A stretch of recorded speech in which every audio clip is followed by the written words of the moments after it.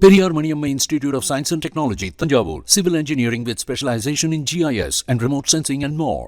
உலகளவில் எந்த பொருளுக்கும் அதன் சப்ளை டிமாண்ட் பொறுத்துதான் விலை நிர்ணயம் செய்யப்படும். இதே நிலைதான் தங்கத்திற்கும். அமெரிக்கா வட்டி விகிதத்தை குறைக்காது என்ற கணிப்புகள் இருந்தபோது சீனாவில் ஏற்பட்ட பொருளாதார மந்தநிலையின் காரணமாக அந்நாட்டு மக்களும் மத்திய வங்கிகளும் தங்கத்தை வாங்கி அதிகம் குவித்து வைத்தது கடந்த காலங்களில் நடைபெற்றது.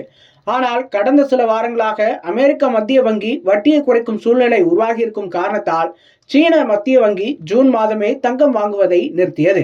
இதனால் தடாலடியாக உயர்ந்து வந்த தங்கத்தின் விலை மெல்ல மெல்ல உயர்ந்தது.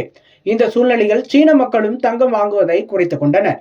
இப்படி இருக்கும் சூழ்நிலையில் ஜூலை மாதமும் சீன மத்திய வங்கிகளும் பிற வணிக வங்கிகளும் தங்கம் வாங்குவதை அதிகரிக்கும் முடிவுகளை கைவிட்டு கடந்த மாத நிலையை தொடர்வதாக அறிவித்துள்ளது. இதன் எதிரொலியாக இன்று சர்வதேச சந்தையில் தங்கம் மீதான முதலீட்டை சில முதலீட்டாளர்கள் வெளியேற்றியுள்ளனர்.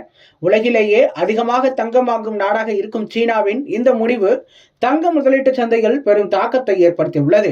அமெரிக்காவின் முடிவு தங்கம் விலை உயர்வுக்கு சாதகமாக இருந்த போதிலும் சீனாவின் முடிவு பெரும் பின்னடைவாக அமைந்துள்ளது. இந்த பின்னடைவு தங்கத்தை நீண்டகால சேமிப்புக்காக வாங்குவோருக்கு ஜாக்பாட்டாக மாறியுள்ளது.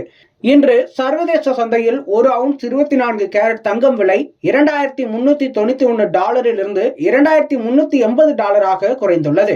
இதன் வாயிலாக MCXX சந்தையில் 10 கிராம் 24 கேரட் ஆகஸ்ட் மாதம் ஃபியூச்சர்ஸ் ஆர்டர் 0.28% குறைந்து $72,850 குறைந்துள்ளது. இதே போல 1 கிலோ வெள்ளியின் விலையும் செப்டம்பர் ஃபியூச்சர்ஸ் ஆர்டர் விலை 0.52% குறைந்து $93,070 குறைந்துள்ளது.